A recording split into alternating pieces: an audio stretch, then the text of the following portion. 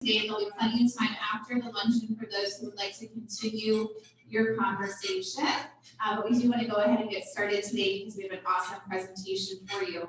Good afternoon. My name is Kelly Flannery. I'm the very proud president and CEO of the South Tampa Chamber of Commerce. And welcome to all to our April Chamber Membership Luncheon. Quickly before we start, I want to give a big round of applause to our two very special pirate visitors that were here with us today, Mike Jenkins and Kevin Green.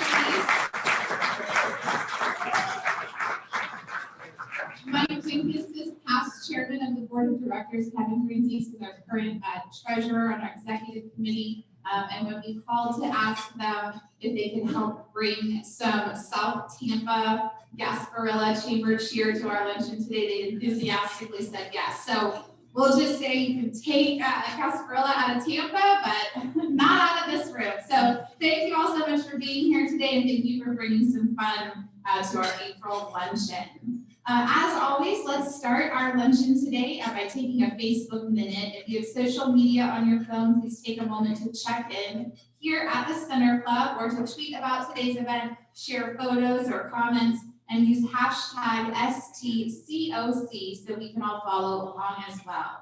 We're going to introduce our sponsors in just a moment, but we have one more special announcement today. We want to wish a very happy birthday to today's speaker, Eric Newman. And we have a little special surprise for you as well.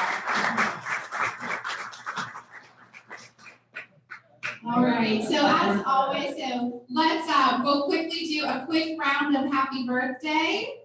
I'm not going to start it, so one of y'all just as a group start. We're just going to do a quick happy birthday for Eric. Happy birthday to you. Happy birthday to you. Happy birthday, dear Eric. Happy birthday to you.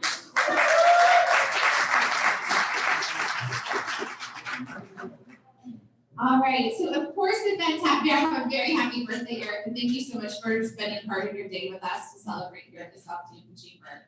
Of course, events like today cannot happen without sponsors. And we want to say a very special thank you to our sponsors today and invite each of you to please come up and briefly share about your business. And our sponsors today are Troy University, Synergy Technology, and Newsome Eye.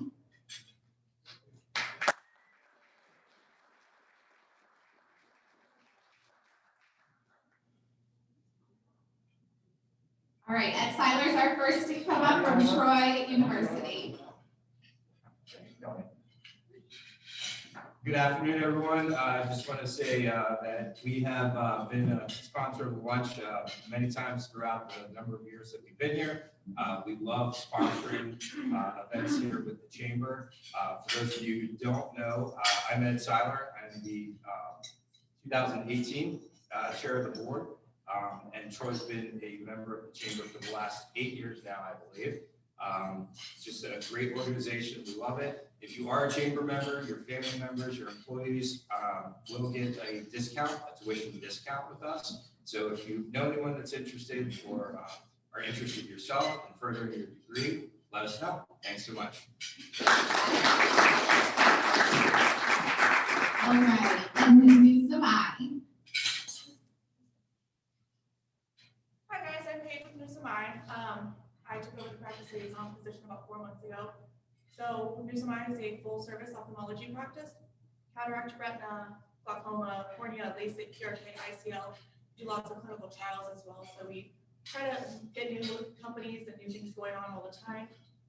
My card is on the tables with all the gifts and everything. So feel free to reach out. We do have corporate benefits for the South Tampa Chamber of Commerce.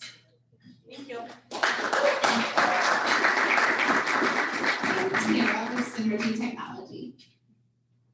Thank you. Good afternoon, I'm Tara Moody from Synergy Technology Solutions. We're happy for the opportunity to be able to sponsor today's luncheon. Synergy Technology is a managed IT service provider. Our main purpose is to empower small and mid-sized businesses by helping them to use technology effectively and efficiently. We at Synergy strive to be part of your team. We want to be part of your long-term growth and expansion. Part of the service we offer is as a trusted advisor. We can sit in on your technology planning and budgeting meetings to help ensure your business has the right tools to be successful. We feel that you should know who you're speaking to when you call for IT support, and we want to know what's happening with our members, the members of your organizations as well. We're about building relationships with our clients. Synergy has been in business in the Tampa Bay area for 14 years. We look forward to continuing to grow in this great community. If you want to learn more about us, you'll find my card on the back of the trifold at your seat. Thank you so much. Thank you again to today's sponsors, Troy University, Synergy Technology, and Newsome Eye. We hope that you will remember a member and work with these chamber businesses next time you have a need for their product or service. We would also like to thank our media sponsor today, the Tampa Bay Business Journal, and our signage sponsor, FastSigns. If you would like to sponsor a future luncheon, there's information on the registration table, or please see Erica at the end of today's event. A few quick chamber announcements before we move on to our speaker. Don't forget, just 10 days away is the 15th annual Taste of South Tampa, presented by Older, Lundy, Alvarez, and Koch. It is May 2nd at the Tampa Garden Club. Tickets are on sale now at tasteofsouthampa.com. As a reminder, chamber members use code STCOC21 for your member discount. I will tell you, VIP tickets are like a handful away from selling out, and then limited general admission, so don't wait to purchase those tickets. We also want to say thank you to the Toronto Raptors for designating Monday, April 26th as South Tampa Chamber Night at the Toronto Raptors. Chamber members are invited to attend the game and enjoy an all-inclusive experience in the Chase Club. Information to purchase tickets can also be found on the Chamber's event calendar. On behalf of the South Tampa Chamber Education Committee, we would like to thank those members who have committed to sponsoring our student scholarships this year: Web Insurance Group, the Bank of Tampa, Snyder Financial, Newsome Eye and Laser Center, and a very generous anonymous donor. If you have an interest in sponsoring one of our student scholarships, please don't hesitate to reach out to me today here at the luncheon or via email or phone. All graduating seniors from Plant and Robinson High School are eligible to apply, and applications are due on April 30th. April is also designated as Month of the Military Child. So thank you to all of our members who wore purple today here at our chamber luncheon. It is a time to honor the sacrifices made by military families worldwide, with an emphasis on the experience of dependent children of military members serving at home and overseas. Thank you to those who joined us today and wearing purple, which indicates that all branches of the military are supported. I thought this was such a cool fact.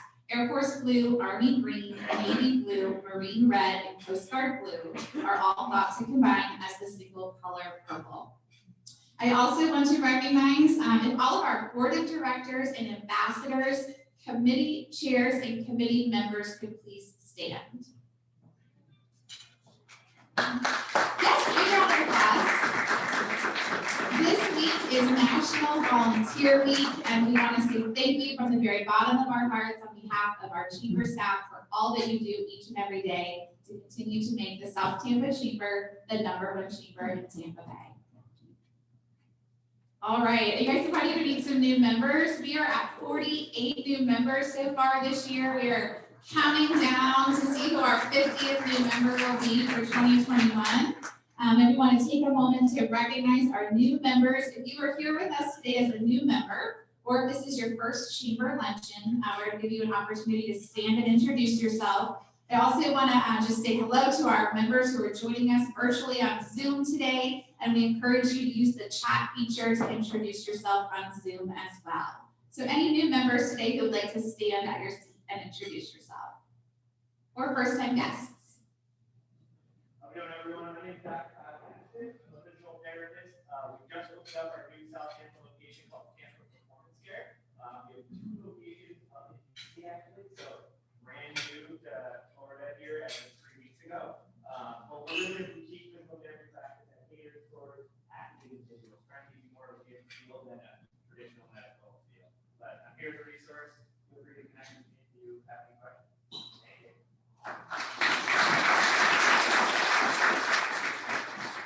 Hi, everyone. My name is Steve Smallwood. I'm a business broker. And just in a nutshell, what we do is we help small business owners who want to sell their business to get sold. And we also help people who can buy a small business, buy that business. It's almost exactly like buying real estate. A little differences, but that's what we do.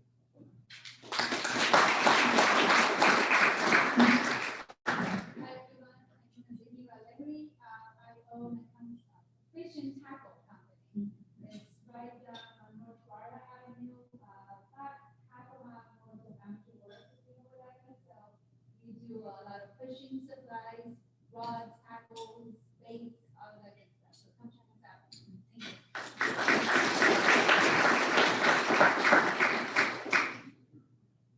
Hi everyone, I'm Sheila. I'm from Tampa. We're a sale fair. Corporate event, personal event, we have 7 different venues in New York and Tampa, and accommodate up to about 2,500 people. So if you're interested in getting people back out,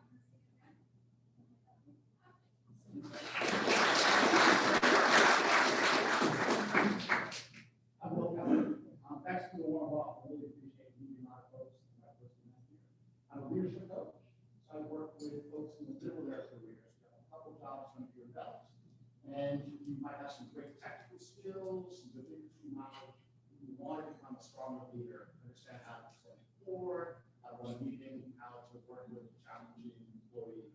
Well, come to me for that. I bring 25 years of industry experience. And the second class I work with are folks that, to be honest, just don't want to get out of bed in the morning and go to work. And so work with them to understand what they're really good at doing. And then we work on game plan to do it.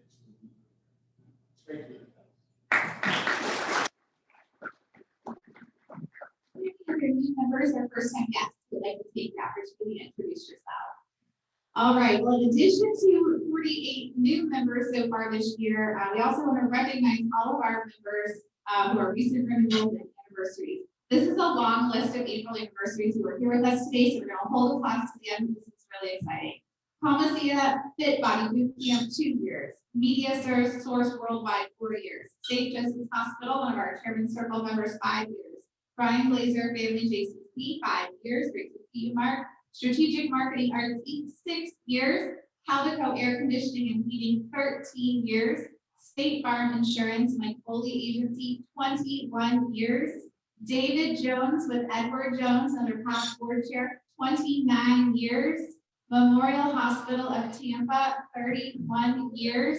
And Miss Cindy Dervich, just stand right on up, Reason Entertainment, 32 years. Thank you all for your continued partnership and support of the South Tampa Chamber. Thank you to all of our renewals and congratulations to the celebrating anniversary this month. Your membership and support of the Chamber is now more important than ever. We know there are many places where you can invest your resources, especially during uncertain times such as these, and we look forward to serving you in the coming year. Please let us know if there's anything additional you're doing to support and help your business. We would also like to recognize those members who have recently participated in our 110% club. When members voluntarily contribute an extra 10% above your annual investment, your contribution helps the South Tampa Chamber to continue providing relevant programs and resources to serve the needs of our members, as well as supporting our advocacy and promotion of business growth. Thank you to our 110% club members. We would also like to recognize our Chairman Circle members. Thank you to all of our members for your support of the South Tampa Chamber over this past year and always, which allow us to continue to advocate for business, connect and educate our members, and make South Tampa the best place to live, work, and play. Now it is my favorite time of our monthly time together. It is time to remember a member. So for those who have recently done business with another chamber member this past month, if you would please stand and share. And again, for those who are joining us virtually online today, we invite you to share using the chat feature.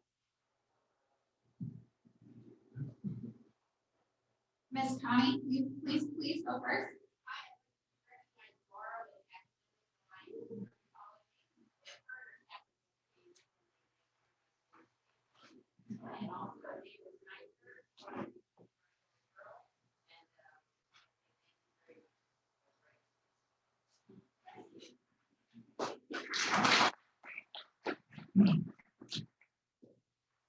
Well, it's kind of awkward. It's the first time I have to, I guess, remember a pirate.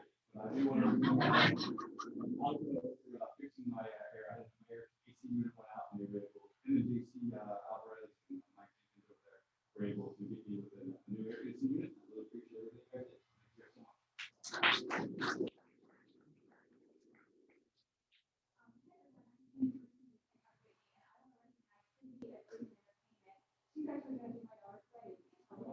Hi, Rebecca Mott with the Exchange. Thank you to Calico because they just come out and service my AC unit to keep it running for years and years. Awesome. I'm having them every 6 months. Their technician was absolutely amazing. Thank you to Tom Cielo for, we're going to be at the point pretty soon where her entire building is going to be using our internet. So thank you, Tom, for always sending business our way for being awesome client friend.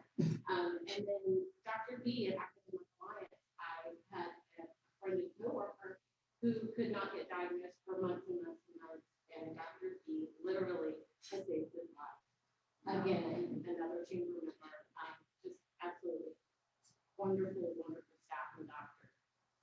That if he has a network of physicians to reach out to if he needs to, so I can't recommend using them enough. And then they also keep you looking up.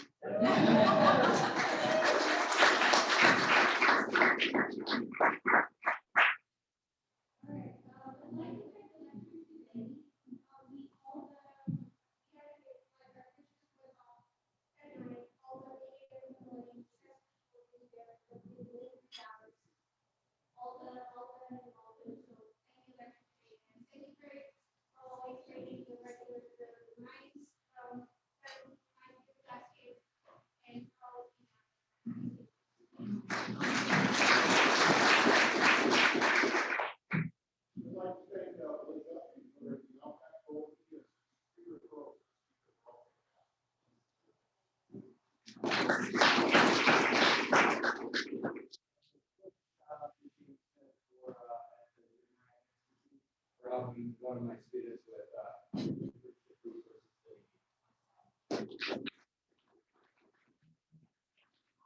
So as always, in addition to my heartfelt thanks for your support and investment in the chamber, thank you for your continued support and investment in each other and each other's businesses. And now it is my pleasure to introduce today's speaker, Eric Newman, third generation owner and president of JC Newman Cigar Company. In 1895, there were 40,000 federally licensed cigar manufacturers in the United States. 4 generations and nearly 125 years later, JC Newman is the only one that is still owned and operated by its founding family.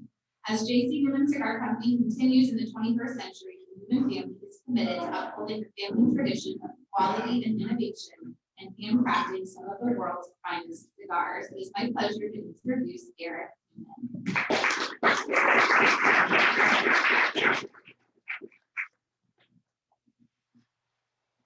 Thank you, Kelly, and good afternoon, everyone. I understand that 1 o'clock is the bewitching hour, so we will get that thing done. First of all, thank you for we celebrated this wonderful birthday luncheon. I had no idea. That's so great. So thank you for that. I want to applaud you for honoring the military like you do. Sarah was telling me that I got dressed up in purple. I don't have one purple shirt. It happened to be one of the brand's black diamonds. First night. I want to congratulate you on having 48 new members this year. I don't know why you do that. It's well back there. Maybe you can sell some. We're also like to introduce Karen Boyaro and Carissa Pillow. is our director of marketing, who's responsible for being responsible for pretty much what I'm going to be talking about later. Karen, welcome. And she's director of marketing, and she has to assist Carissa the Pillow here. So welcome.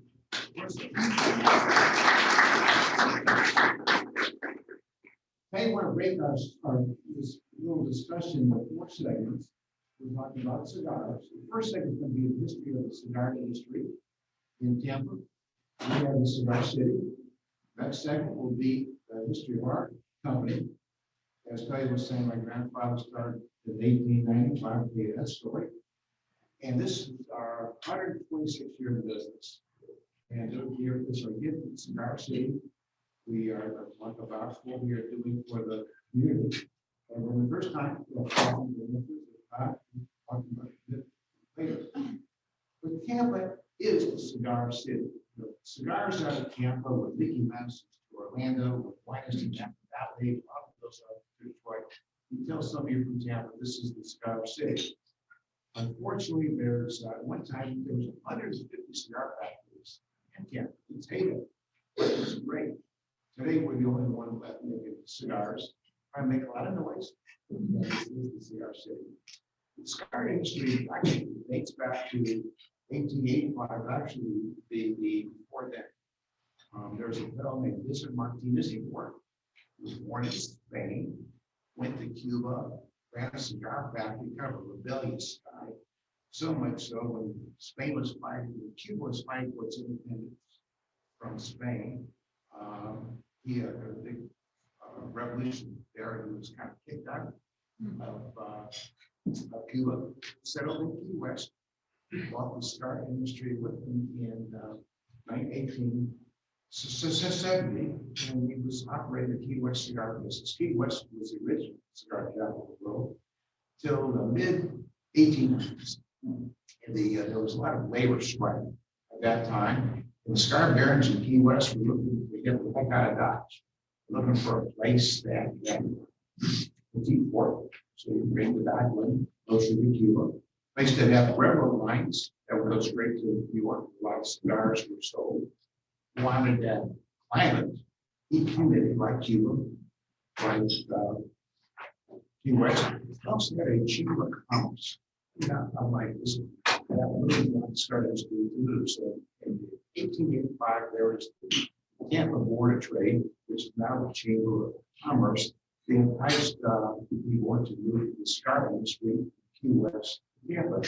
And Igor was a really smart guy. He made cigars, he was an entrepreneur at the same time. He worked a deal that he would give leases for anybody who does cigar factories all over the country. Tampa, Ybor City, and for 10 years, he would have the ability to rent housing for all their employees. What he did, and one by one, the industry started to come alive. There was 11 factories moved from Key West, from New York, from Chicago. So life was great. So by 1884, there were 41. Thank you. Is this better? In the beginning, God made the world. God did right. Anyway, this is the cigar city. I can hear myself now. In 1894, there were 41 factories that moved to Tampa, producing 8 million cigars worth $5 million. Life was pretty good. Had a big fire in Ybor City in 1905. We went to all the cigar factories. We had to start up again. And since that time, again, Tampa, at one time, you had 150 cigar factories in its heyday. If you drive around Tampa, you'll see a lot of cigar buildings around. They're all red brick, 3 stories high with a basement. They would run east and west because the factories were built between 1905 and 1910, the ones that are still standing. There's no electricity. In order to shade tobacco, sort tobacco, you used to have sunlight. Well, if you had to use face east or west, you only work in the morning or the afternoon. So all the factories were built. So the main part of the factory faced north, which is the truest light. So again, there's about 20 buildings, 20 cigar factories around. We're the only one making cigars. Earlier, Kelly was talking about my grandfather started in 1895. There were 42,000 licensed cigar manufacturers. We're the only one left. And even in Tampa, in its heyday, had 150 cigar factories. One time in 1930, it's making 500 million cigars by the end of the year. This was truly the cigar capital. Of those 150 cigar factories in Tampa in its heyday, we're the only one around here that's still making cigars. The cigar industry went through a lot of changes. This machine age came in 1920s, 1930s. So some of the cigar businesses started to go out of business. Cigarettes became popular, and so that hurt the cigar industry as well. So in the time World War II was good because it helped the industry Uncle Sam bought 45% of every cigar manufacturer's production, which he sent to the troops overseas. But still, one by one, the factory started to close, which leads me to where we are today. I'll tie our story into Tampa's cigar industry. Grandfather again was born in 1875, a small village in Hungary. In 1888, he comes to America, searches the American dream, settles in Hungary.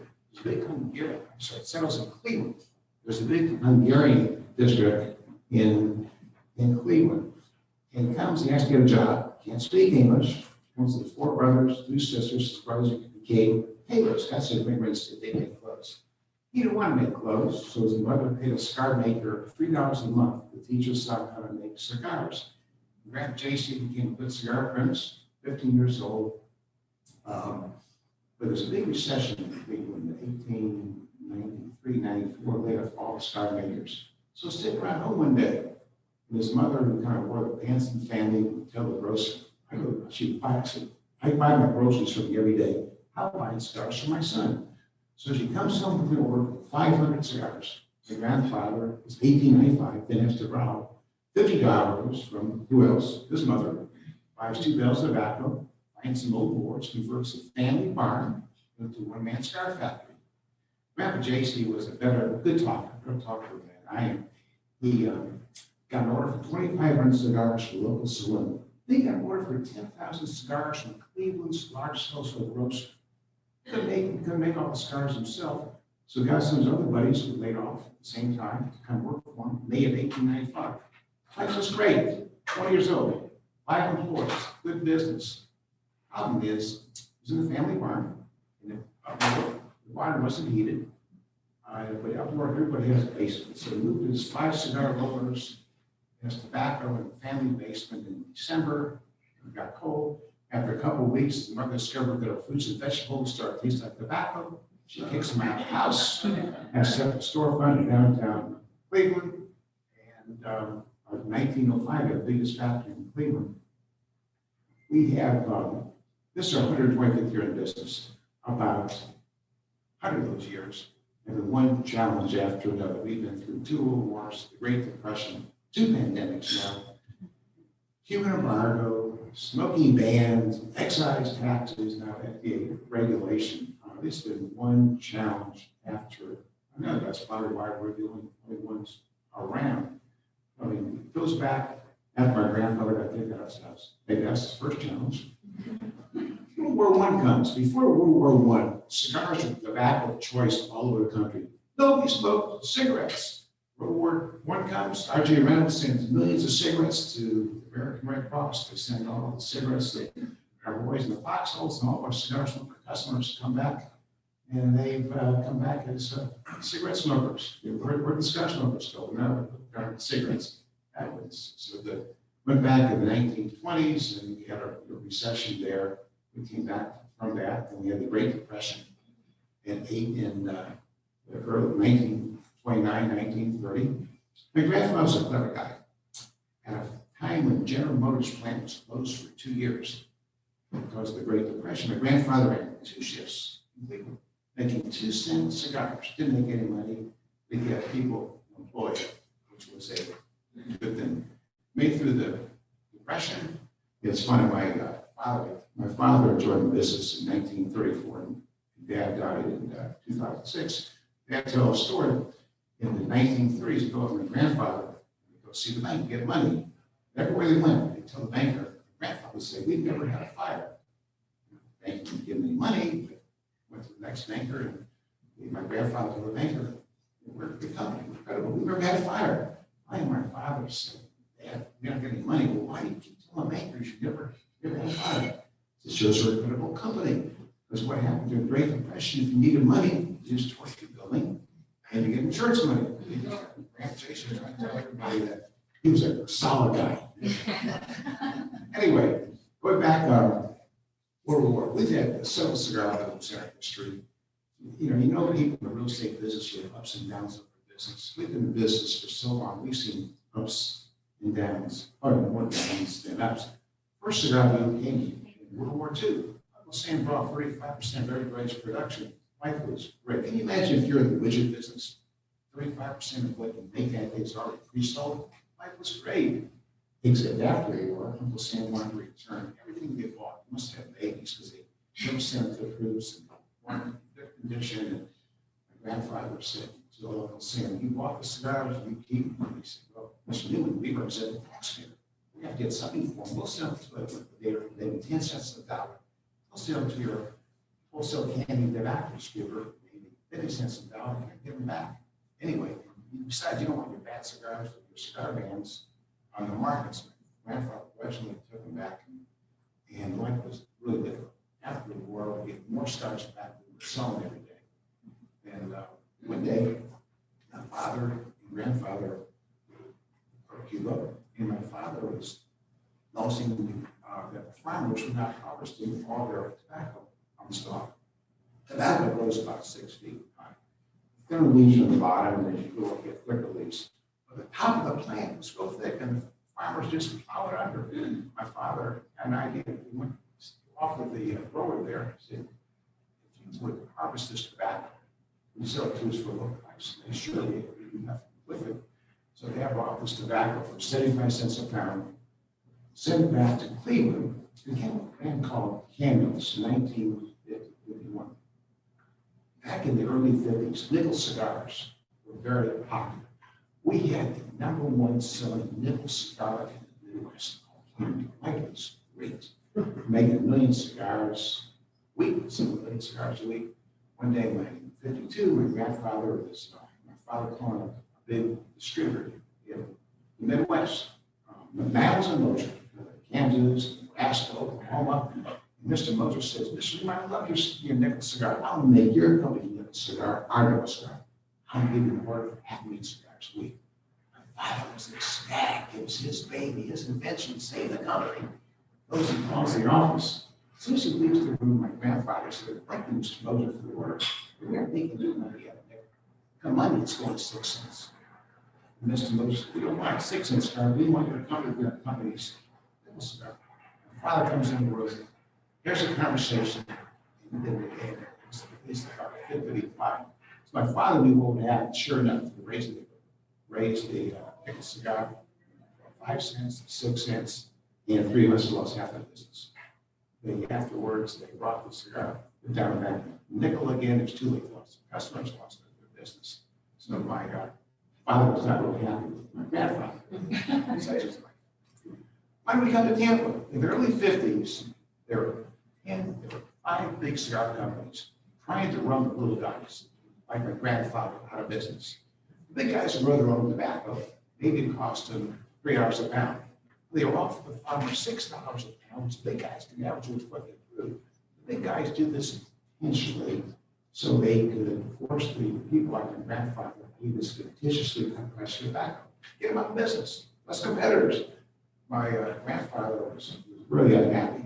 He discovered that he was unhappy. He said, I can't compete with the big guys. I'm going to stay in this business. I got to find a niche in the cigar business with big guys. I want to premium business.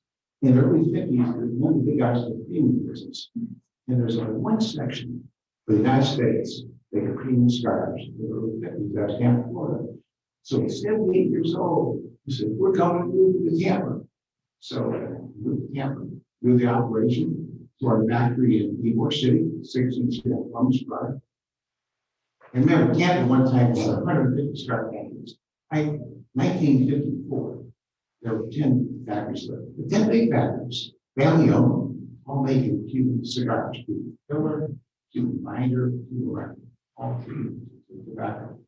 In fact, we used to be able to get up on our roof and see all of our competition all over the country because all the premium cigars they sold we worked for a year, which was pretty impressive. Life was good. We were part of the Tampa fabric until January of 1962. President Kennedy calls his press secretary to a Salinger in his office one Friday morning and tells him, go out and buy all the age of tea crumbles in the Washington Baltimore area. Salinger says, why did the president don't answer the school? So Monday morning comes in, Salinger comes in the office, and President Kennedy said, well, how'd you do? Yes, how do you what? How do you buy these cigars? Mr. President, we're already trying to buy some. Well, honey, age up. Got a big smile on President Kennedy's face. Was on the bottom to make sure that people are going. That was the last time. President Kennedy on his, and it was a devastating. It's great because they can no longer get their back. So one by one, all the companies sold, they merged, they just closed their doors all together. And I'm going to fast forward this thing. This is 100, last year was the 20th anniversary of business. Yeah, but this is cigar. It's a city. And we want to do something for the community. We wanted to end up with one factory left. We've been making cigars in Tampa since 1954, part of partnership with the Fuente family. In 1986, they're making diamond grind cigars. We sell the Fuente cigars. In 2010, 2011, we opened up the factory in Toronto, Red House formed cigars. But for 125 years, we want to do something special. We want to turn ourselves into a premier cigar destination in the country, not in the world. What are our, we take a lot of people down to Nicaragua, especially Nicaragua, cigar invest. It's a pain like we live in Nicaragua, see how cigars are made. It's by Andy, by Napa, and so our vision is to turn ourselves into a social factor, premier cigar destination. That's what Paris did directly to the traffic. We had a year and a half major renovation of our factory. We tripled the size of our museum. We have many interactive booths there on the second floor. New handmade cigar factory on the third floor. My son came up with an idea, one make handmade cigars in Tampa in 8 years. I said, dude, that's the worst awful idea ever. It's labors 8 times what it is in Nicaragua. So Dad, I want to do that vision.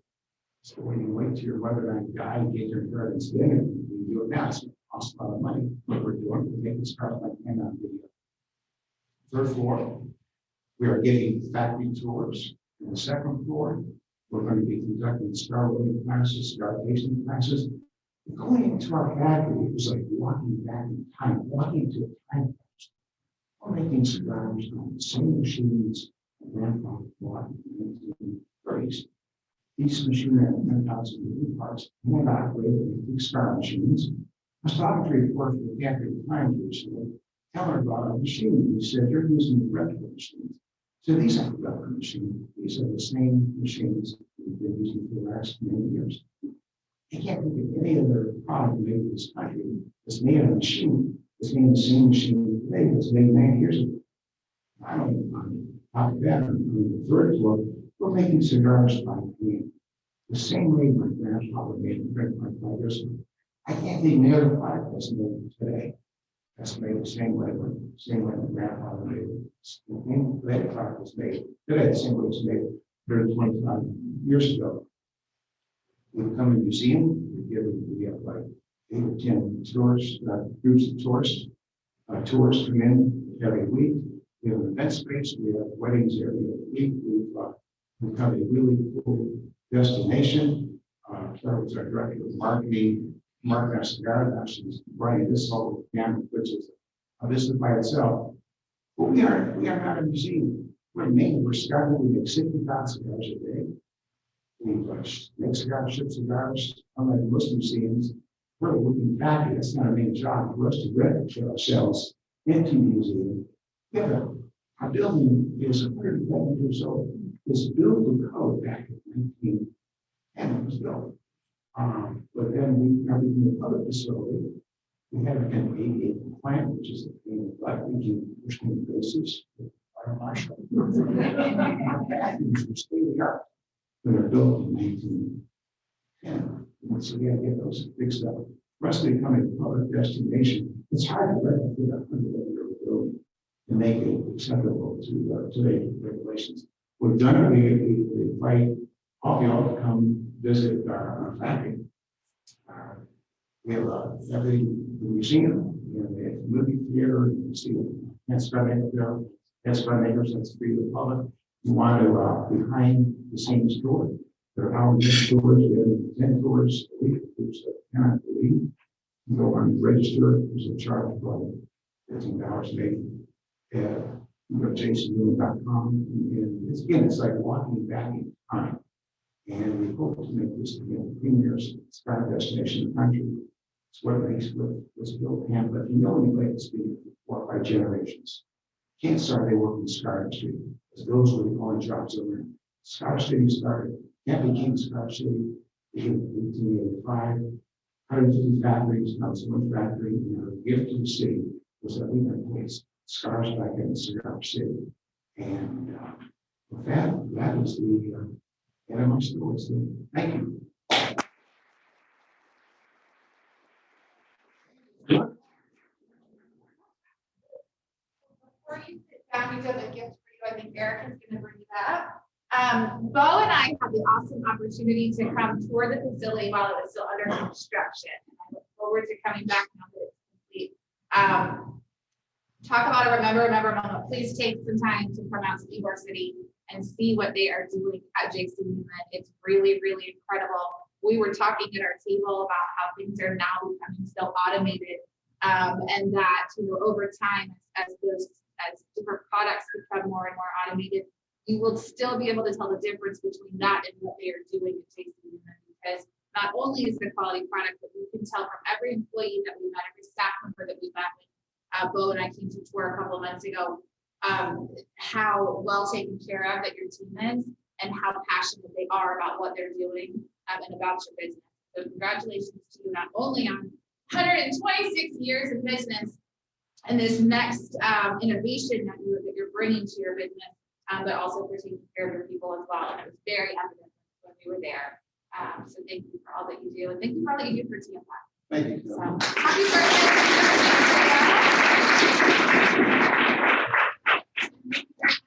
We look forward to bringing one of our chamber events out to see you. It's so great to see you. Happy birthday. Thank you so much. Thank you again to Eric Newman, and thank you to the rest of the team from JC Newman who's here today as well. And as I said, we look forward to coming and bringing one of our chamber events out to you. Maybe we can set up some tours for some members while we are there as well. For those who brought door prizes today, we want to ask you to go ahead and come on up. We're doing kind of a speed round door prizes and get everyone out on time. Thank you again to our sponsors today, Troy University, Synergy Technology, and Newsome Eye. Thank you to those members who joined us here in person at the Center Club and to those who joined us online via Zoom. So now we can go ahead and draw door prizes. Our first door prize is going to be a popular one, and it's a gift that came to us from JC Newman.